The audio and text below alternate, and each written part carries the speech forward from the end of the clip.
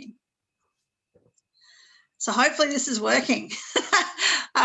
Hey there, Facebook. This is Terry here again for our 10 a.m. Tuesday chats. This week I'm coming to you from Brisbane. I'm in Walkenflower while my husband is just over the road getting some treatment, and I'm sitting in a motel room. So fingers crossed that I don't get interrupted by the cleaners coming in. We'll see how we go.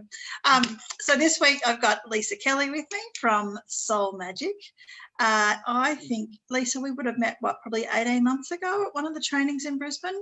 Yeah, I think it was probably, 2019 now. So I think either May or August in 2019. I can't quite remember.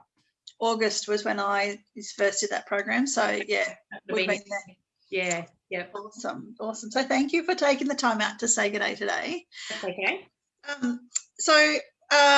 As you know, so for those of you who are watching, this is being shared onto my personal profile, and I'm going to monitor that over here so that people can comment and ask questions of Leisa, or of myself if you've got me, not that I'm kind of expecting that. But yeah, please, if you've got any questions, I will keep an eye on my personal profile. This is also being shared into my Facebook group and page, and I think also into Lisa's business and group. And I'll get her to share on that in a moment. But if you can, like I said, click back into the personal profile of mine so that I can monitor questions if you have any, please. So Leisa, tell us about who you are and what you do. Yeah, cool. So I am Leisa, obviously, and I currently live in Geelong in Victoria, which hasn't been a great place to live over the last 12 months, but it is what it is. I used to be a Brisbane girl, so I'm very familiar with Brisbane and the beautiful weather. And I am a spiritual healer and teacher. And what that means is that I work with energy and I work with spirit, and I help people move through their trauma, move trauma out of their body. Mm-hmm. And I use a variety of tools to kind of do that. I use crystals, I use shamanic practices, and I use a couple of different energy modalities. And then I teach all of that. So so that's what I do. Awesome. How did you get into that? Because when I met you, so I don't know a lot about the spiritual healing side of things, right? I'm just going to put that out there. But when I met you, anytime most of the other people that I've met who are right into the spirituality and the crystals and all those other things have got this real kind of hippie vibe going on. And you have everything but, which is not a bad thing. But I literally met you and I thought, oh, maybe she's a nurse, or, that was, so to hear that you are so deeply into the spirituality in the way that you do, where's that come from for you? Because that was something that sort of really intrigued me. That's interesting, actually. That's very interesting. Sorry, just sorting out the live thing so I can check for questions. That's okay. Yeah, I had lots of encounters with spirit when I was a young girl, like a child, and then had lots of encounters. Had my first, I guess, scary encounter when I was about 15, which is a long story, but I didn't really know until I was about 22, 23 years old that I had any kind of psychic ability or mediumship ability. I didn't know that other people didn't know what I knew or saw what I saw. And when I was about 22, 23, I basically had a bit of a mini breakdown when I used to have really strong premonitions. And of course, you don't take any notice of the premonitions that are good. You only take notice of the premonitions that are bad. Mm-hmm. And I didn't know that they were premonitions. I thought because I was thinking these things that's why they were happening. All kind of about around the same time, I was having a lot of trouble with my ears, and I went to the specialist said that there was nothing wrong with my hearing. It was, perfect. And I'd had no more scar tissue in my ears to indicate that I'd had any more than 2 or 3 ear infections in my life. And at the same kind of time, I had an auric photo taken, And I don't know if you've ever seen an auric photo, but it shows all the colors in your aura. And I had white streams coming out of my ear. And really it was that time that the psychic that did the reading for me kind of introduced me and told me what was going on for me. So that was a huge moment in my life, a huge time in my life that changed. And then, of course, you know, I didn't fit in because I was a little bit weird. And I, you know, at school, I was kind of known for levitation. I used to do levitation with kids, and I used to do seances. So, you know, like it was cool at school. But as you got a little bit older, it wasn't so cool. Yeah. So I packed it all up and put it all, you know, I tried to fit in many times. And then, to cut a long story short, about 10 years ago I went to see a psychic for a reading, and he said to me, "What are you doing here?" And I said, you know, "I've got an itchy nose," which was my problem at the time. And that's how my guides used to talk to me, through scratching my nose. And I said, he goes, "What are you doing here?" And I said, "I don't know." And he goes, "Well, that's the question. What are you doing here? What's your purpose?" So through meditation, over the next couple of months, I was given the information that one day I'd be teaching about energy and teaching about crystals and that type of thing. And I didn't know how that was going to happen. And I'd already learned lots of modalities and, you know, been reading for people and all that sort of stuff. But really in the last few years, you know, moving into my business full time, working with people full time, teaching all of those things that I've just spoken about. And really, I'm not a hippie, because more of my work is shamanic. And shamanic, the work that I do is with spirit. It's all about the elements and connecting in with animals. So I'm not hippie in that kind of way. I'm very shamanic, but at the same time, I work with the angels. So, you know, most of my work has kind of gone down that path. And I guess I've worked really hard at being authentic.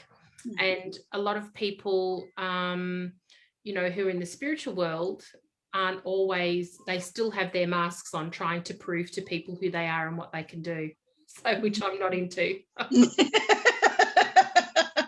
Yeah, and it's interesting, isn't it, how to see different people. Since I met you, I've met a collection of other people who, I don't know, they've obviously always been there, but I've just become aware of what they do in and around me. And so there's a lot more people that I know who kind of work in that spiritual and energy space. Like one of the ladies who is local to me comes from an HR background and still actually goes into HR and corporate stuff sometimes on a consulting basis. But then she has this whole, you know, Reiki, and what else does she do? There's a bunch of other, you know, like spiritual and energy-based healings that she does. But similar to you in that she's got this kind of, I don't know, I'm not, she just, like I said, some of it. And some of it, you know, if someone had told me 10 years ago that I could live, I thought my purpose in life was to be a healer, but really I was always a healer, but a healer is just my role. So some people, like the people that you just mentioned, can manage really well both, you know, living their spirituality and working a normal corporate job. So for me, I was in corporate for a long time, and I actually just wrote a post about it this morning about being resilient. I was forever being told that I needed to go and learn how to be resilient. But what that means in the corporate space is shutting down your emotions and suppressing those. And it just got to a point, you know, 25 years of corporate, that I just couldn't do it anymore, because it was just exploding, and it actually made me less resilient. So, you know, I applaud people who can do both, you know. Yeah, and I think that's probably, in terms of the lady I'm thinking of and you've both got that corporate background, and so more of that corporate-ish kind of look, I guess, in the way that you present. But like I said, I thought I kind of, my initial assumption, like literally just seeing you across the room before I even spoke to you, I was like thinking nurse. So something I picked up obviously was about the healing right there. Because it was, I mean, when you know the room that we were in, there's everybody from everywhere that's a part of that. So that's really cool. So how do you work with your clients now, especially given that you've come through, you know, the worst lockdown of Australia?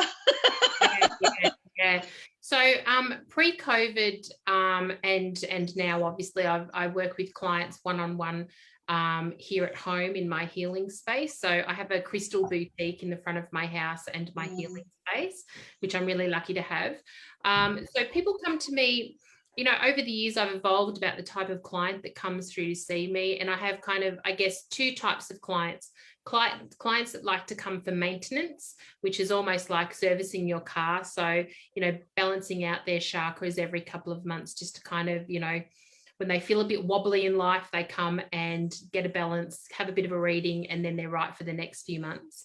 Yeah. Then the other group of people, which I've really kind of morphed into and evolved over the time, is mostly women who are consciously aware that they need to change their life. So they're at a point in their life where perhaps their children have left home, or they're moving into independence. They're in marriages that they don't love, or they're still in a marriage or that left a marriage, or they don't know who they are. They don't know what they like to do. And that they are starting to uncover that there's more to life, and they want to move into a spiritual path. So they're the people that are the clients that I really like to work with, that are willing to do their own healing. Yep. Because I'm not doing the healing, it's the client who's doing the healing. And, the messages that I bring through are specific for those people.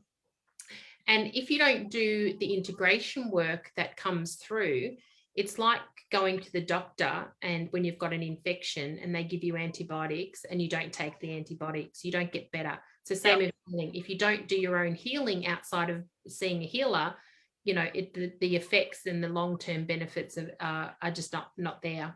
Yeah. Cool. Yeah. So we've got Mary Beth is watching and I'm just, like I said, monitoring over here on the screen here. Okay. So she hasn't actually had any direct questions, but she's made a couple of comments, and I think Mary Beth always jumps on when I'm on a live, which I really love. Mary Beth. This beautiful human is over in the US, and we haven't actually met in person yet, but we've had lots of chats online. So she's a very cool human. Hi, Mary Beth. Yeah. So, and there's some others watching too, but they haven't commented, so I've got no idea who they are. So, right. Cool. Anyway, yeah. Yeah. So it's interesting actually. So the people who you work with and who I work with are quite similar. We're just, however, mine are not necessarily going down that spirituality path.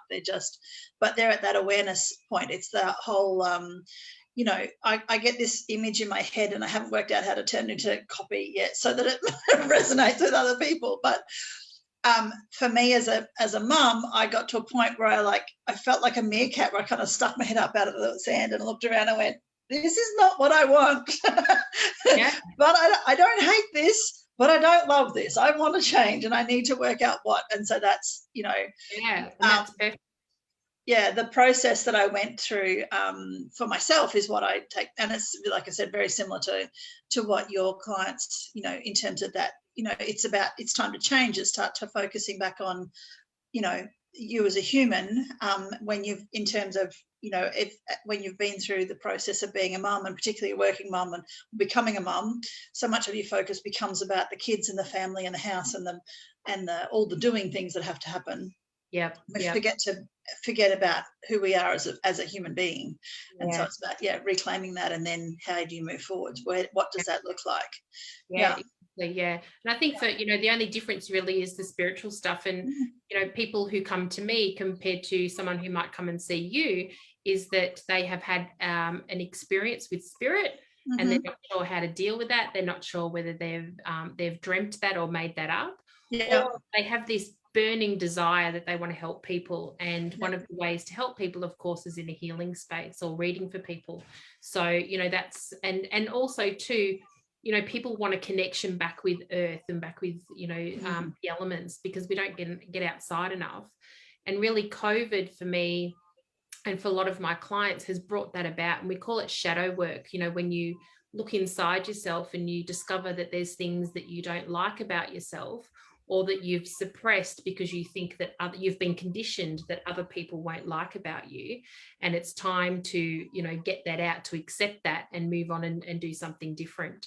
So that's what COVID's done for people, and it's been great. Like a lot of people have struggled through COVID, I accept that, but the other side of that is the growth and development and in people's spirituality and their consciousness.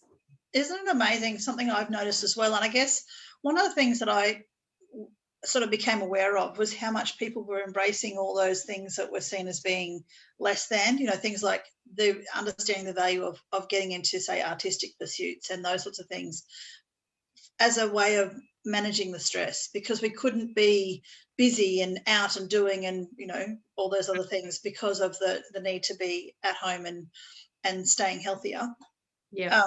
And so, like one of my friends in particular, she has she's a friend and a client, but she has an art-based business in Toowoomba, and her business has exploded, and she's doing amazingly well. This is on the back of 10 years of hard slog too. It's not like she's just, hey presto.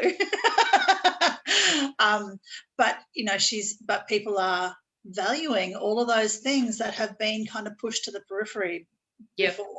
I think that's one of the really amazing things that COVID has helped so many of us to be aware of, be more aware of, certainly within the people that I know within Australia. And I guess, yes, we have been on a global sense, we've been very fortunate in the way that the disease hasn't ravaged our country like it has in so many other places. Yeah. So, yeah. Yeah, and it's right for people who haven't been affected, whose businesses haven't been closed down. Yeah. Businesses have boomed. Like my businesses, I did so much. I was so busy during the second lockdown of COVID, just with distance healings. So many people came forward. People who'd never come to me before from all over Australia wanted to do healing. And also crystals. So because I sell crystals, people went mad on crystals through the COVID period. So I was flat chat. Yeah, that's amazing. That's so fantastic. Yeah. And I guess it's one of those things. It's about making your home and your life more of what you want. Someone else I know is like one of the management in a wholesale nursery not very far from home, and he was telling me that their business, like the nursery, was doing something like 600 and 700% increase on, and it was across the board. Like normally you've got seasonal stuff, obviously, with spring is really mad, and then you've got a little spike at Christmas time, another spike at Mother's Day for people wanting plants as gifts and those sorts of things. But he said it was like the start of spring the whole way through, just because like the demand was just massive, because people were focusing on making their home environment much more of what they truly wanted. So there'd be a similar thing, I think, in that using the crystals as a beautification thing as well as a healing thing, I think. Would you agree? Yeah, absolutely. Yep. That's cool. Love it. That's fantastic that you were so busy. That's wonderful. I do hope you've given yourself a break though. That's why I need a holiday now. Have you got one booked? We're actually going to take 6 weeks off in June, July, and head off up through the middle of Australia. So that'll be lovely. Awesome. Yeah. Be lovely. Yeah, so like straight up into Uluru and that kind of area? Yeah, we'll probably go straight up to, we'll make our way up to Darwin and as far as we can get with our vehicle, and spend as much time as we can up there, and then, either dawdle up or dawdle back. I'm not too sure yet. So it'd be great. That's fantastic. It's the sort of thing I would love to do. Sorry, Mary Beth's put a comment in here. So everyone had a reset to concentrate on themselves, and we do need more inward focus. Absolutely. Couldn't agree more, Mary Beth. Yes. Yeah, that's cool. So tell me something. You were saying before about a program that you're putting together, or have put together, have released for your client. How does that work? What do people? Sorry. I run a couple of different programs. So I run a diploma in crystal healing and crystal shamanism, and which is an amazing program, and I love all of the work. But what I find is that people get to the end of that, and a lot of other healers out there who learn these amazing modalities and have these amazing skills, that they then don't either have the confidence or the know-how to start their business. So I started up a group on Facebook at the start when we met each other, Terry, called the Healing Practitioners Network. And the point of that group was to support people through commencing their business and being successful in that. And I've had this program mulling around in my mind for a long time. So it's really it's a business starter program for healers, just to kind of get themselves going. It's a 6-week program. And at this stage, I'm running it as a beta program. So it's only open to my current students or, past students if they want to come in. But eventually it'll be available to anybody who wants to in that. And it's going to be directed toward the healers, because that's my business, that's my game, and that's what I know about. So it'll be directed towards them, but it's really that basics, starting with your idea and doing, it's got nothing to do with mindset. It's got nothing to do with, probably mindset, I suppose. It's just the grassroots of getting your business started. And getting yourself onto a social media platform, start putting yourself out there and getting going, but learning those tech skills as well at the back end, because my corporate background is training. Yep. And a lot of IT as well. So, I still have some of those skills of, IT, which I love teaching people, and I love teaching people IT skills. Yeah. So it's kind of fit really nicely together with the spiritual stuff. That's awesome. Yeah. That's, holy smokes, that's a turnaround from what you used to do to what you're doing now then. Look, I've always, teaching has always been my second job, and my uni background was IT. So, I've always incorporated that teaching into my job, and as I said, had someone told me 10, 15 years ago that I could have incorporated my life purpose at the same time as my job, I may have been very different in the corporate world. But my true love is, showing love and compassion to people and helping people empowering people to know that they can do anything that they want to do.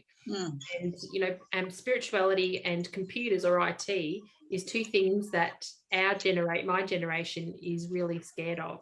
So if I can help people along their path a little bit more easily, I'm done. Yeah, that's fantastic. So good. Just give me a sec, Mary Beth's put another one here. She said, during COVID, I've concentrated on my family's health and keeping the core healthy with vitamins and essential oils. Media never directed the public for health. This is, which I think is very true for, given that Mary Beth is in the US, obviously it's a very different, we've had very different experiences in terms of the media and the government management and all those other things in terms of dealing with this pandemic. Yeah, we sure, and we've even had very different dealings between Queensland and Victoria, haven't we? Oh yeah, haven't we ever? Yes, we have. Yeah, I know it's been an interesting journey, and I'm very grateful that I'm up here. Yeah, I know. It's funny when I talk to it, because obviously I used to live in Brisbane, so I've got a lot of family and friends up there, and they say, oh, we've done it tough, and I'm like, you had to wear masks for a week. We've been wearing them for 12 months. Yeah, I know. Actually, I was listening to a podcast somewhere about, it was actually it was a nurse, I think, from the UK, and talking about, because obviously so hard over there. And she's actually got scars on her face now from all the PPE and the mask lines. And oh, goodness. So yeah, we have been so damn lucky here. I'm so grateful. Yeah. Very, very grateful. Yeah. So Leisa, my goodness.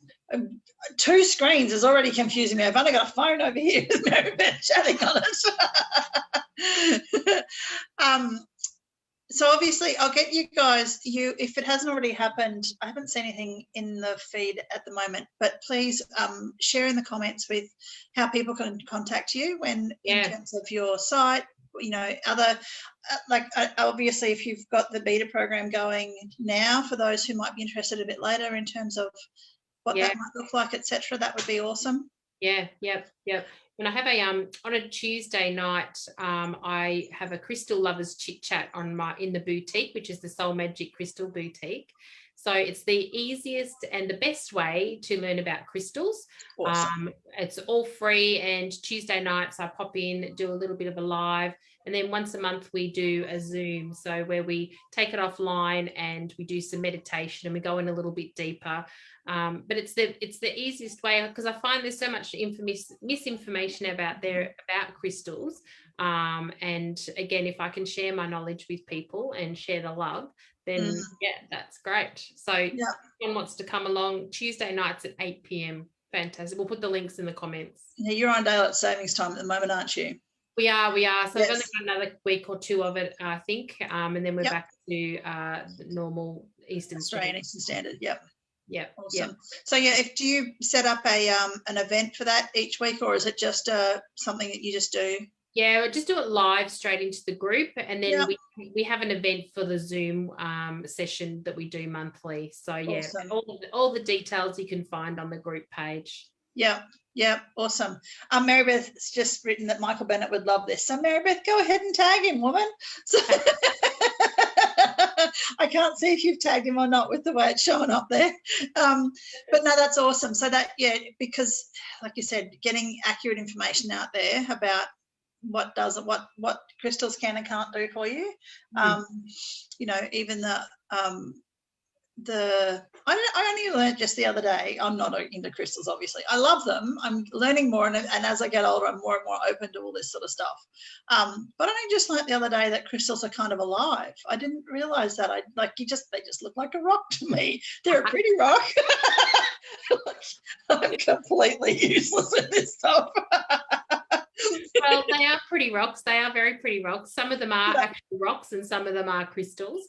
But yeah, they have a consciousness, and just like many people talk to their plants to keep them alive and growing, you can talk to crystals in exactly the same way.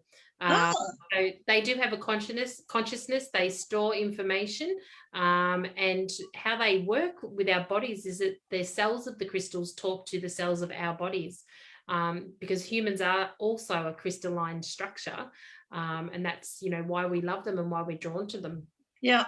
That's fantastic. So I see you've got a link in there. That's fantastic. Cool. People, please go and check Leisa out and hit her up for all the information, because this woman is obviously an absolute wealth of knowledge. One of the places I'm sharing this is into my Facebook group, which is called Leaders in Business. If those of you who haven't jumped in there yet, please do. But Tuesday is our top tips day. So have you got a tip that you'd like to share with people about just whatever? Yeah, look, I think before I said, I've worked really hard at being authentic, and that might sound strange to people, but when you spend a lifetime of pretending to be something that you're not, because that's what your family or society expects of you, it takes years to uncover those masks, and it takes years to understand why you behave in a particular way or have the belief systems that you have. But I encourage you to absolutely take those masks off and uncover your true self and be your true self. And, the people who are supposed to love you for that will love you for that. And it's hard throughout the process, but it's definitely better on the other side. Oh, no question. Oh, man alive. I so agree with you. Having,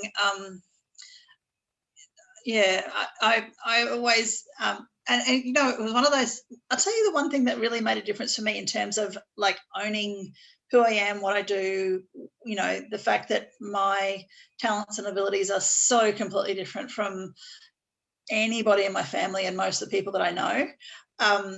There was a song by Melinda Schneider, and I can't remember the actual title of it, but it's "Be Yourself, Everyone Else Is Taken." Yeah. I don't know, like that's the key phrase, and I know that it's. And silly me, she came and spoke in Toowoomba the other day, and I managed to commit myself to something in Brisbane instead. But that song was really instrumental for me in terms of just owning who I am, what I do, how I do it. The fact that my dreams and goals are so different to most of the people that I've met, honestly.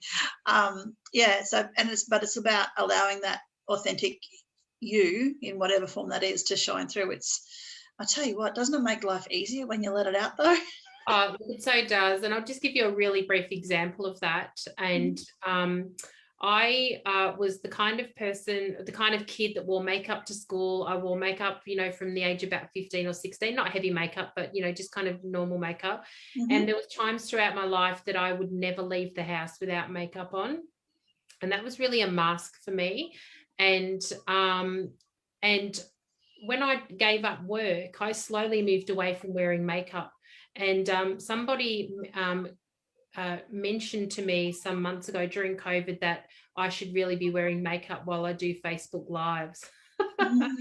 And I was like, oh yeah, well, I know makeup makes your complexion look nicer, and I accept that's okay.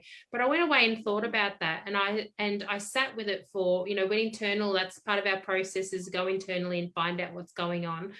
And that I decided that comment triggered me, and I decided that for that person, that's where that person was in the journey, and her background as well. But for me, part of taking the masks off and being my authentic self means that I don't have to wear makeup. Every day. I work from home. I wear makeup when I go out, and I love, looking, like I've got a fresh face of makeup. But also, it's okay for me to do Facebook Lives without any makeup on. Yeah. And if people don't like me because I don't have any makeup on, well, you're not my people. Yep, they're not a part of your tribe. And that's, I accept that other people are in a space that they want to wear makeup on. That's I've got no judgment against anybody. But for me, that's part of the many masks that I wore for many years, was to wear makeup every day without fail, and didn't leave home without it. Yeah. Now I don't have to do that. Yeah. Yeah. And isn't it liberating when you do that? I mean, yes, I've got makeup on now, but there's lots of times when I don't wear it, and it just, it's just. And look, and there's no judgment on anybody who does want to wear makeup. We all wear makeup. But for me, it was a mask, and and now I'm okay. I'm confident, and I'm okay that I can, sometimes even show up on Facebook Lives without even doing my hair, which, I would never have done pre-COVID. I've given up trying to do my hair in this weather up here. It's wet and it's rainy, and I need a haircut, and the hair's just gone berserk. I'm like, whatever. It looks perfect. Get off my face. That's the thing, Terry. It looks perfect, and no one cares anyway. Yeah, it's the boof out here because I've recently chopped most of my hair off, so I'm used to it sitting, longer and instead it's all woof. But it's all good. It is what it is. It's me. Yeah. Mary Beth's put up here, authentic is amazing, imperfectly imperfect. I love that. Wouldn't it be fun if we were all cookie cutter alike? Yeah, no, I would hate that. And apparently we need to listen to Brené Brown. I'm a big fan of hers. She's got amazing stuff about this. I often listen to Brené Brown's podcast while I'm driving. So I love them. I often have to pull over. I've got a notebook that I keep in the car, and it has got, I try to write sometimes while I'm driving, which is not a safe thing to do. No, please don't do that anymore. No, but I have written quite a few Brené Brown quotes down while I've been driving. Yeah, isn't it amazing? Like, I know that quotes often are, like they kind of get a bit cliche, but there's a reason for that, because they're so like, I love inspirational quotes. I share them a lot, but I share them because they've helped me, so I'm hoping that they'll help other people as well. Yeah. I want to ask you one other question before we go, because we are a little bit over time. I've been told previously that I'm quite intuitive, and I've never actually really pursued that. Haven't really got any idea how to, quite frankly. What would you suggest? Do you have a suggestion? Great question. Look, everybody's intuitive. Everybody is born with a sixth sense. That's our gut instinct. Everybody has it, but not everybody trusts it. And also not everybody unpacks their gifts, so to speak. So, most around 7 years old, those gifts are packed up inside, and that's where they stay, and they lie dormant, either for the rest of your human experience, or, women who get to their 40s and go, oh, I think I actually need to, find out about this. The best way to do it, I think, is to start a meditation practice. Start whatever meditation is your style. Some people cannot sit still for very long, which is perfect. So if your style is more active meditation, going for a walk or coloring in, painting, whatever it is, start that meditation practice, and also start a gratitude practice. So when you are grateful, when you show gratitude and you meditate, spirit, you're developing a relationship with spirit, and spirit will come and talk to you in whatever way that you understand and get through to you. And then once you've built up that practice, you can then go and find a group to help you work through that. So there's women's circles, spiritual women's circles to help you develop that type of stuff, or even spiritual development workshops is a perfect way to do that. That's awesome. Meditation is key. Yep. Fantastic. I'll have to go, and I have sort of started a little bit of that, but I need to go and do more. And my gratitude journaling, I used to be very diligent on doing that all the time and have gotten a bit slack, but yeah, get back into it. I love I do the, when people talk about journaling, I'm like, oh my God, I haven't got time to do all that writing. So I got the cheats way. I simply write a little list of, I start this phrase of, I'm so happy and grateful for, and colon, and I put 10 dot points down the page and fill them in. And it's like, just bang, bang, bang, bang, bang. And it's done in like 5 minutes if I'm really slow. But I just, like I said, have been very slack. So I'll make sure I go and find my beautiful little gratitude journal that I've got at home when I get back home. And we'll pull that out again and yes, get into some more meditation. So thank you. I appreciate that. That's okay. And I think that's all the comments that we've got for today. So thank you so much, Leisa. I think we'll wrap it up there. But really appreciate you hopping on. Please hop into all the other places where this has been shared and add your links so that people can find you. And I think I might need to go and organise myself for Tuesday nights, but I've got a clash, so we'll work on that one.